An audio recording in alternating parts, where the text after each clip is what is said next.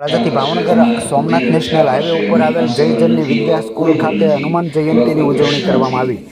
હનુમાન જન્મોત્સવ નિમિત્તે જય જનની વિદ્યા સ્કૂલ બપાડાના 2000 બાળકોએ સુંદરકાંડ દ્વારા હનુમાનજીની પૂજા અર્ચના તેમજ હનુમાન જન્મોત્સવ નિમિત્તે 8 દિવસમાં 51,000 હનુમાન ચાલીસાના પાઠ કર્યા હતા। તેમજ શાળાની વિદ્યાર્થીનીઓ બહેનોએ હનુમાનજી ભક્તિ અર્ચના માટે ભજન ધૂન અને વક્તવ્યની પણ રજૂઆત કરી હતી। શાળાના શિક્ષકોએ પણ હનુમાનજીના પ્રસંગો બાળકોને કહી તેમના ગુણોને પોતાના જીવનમાં લાવવા માટે કટિબદ્ધ કર્યા હતા।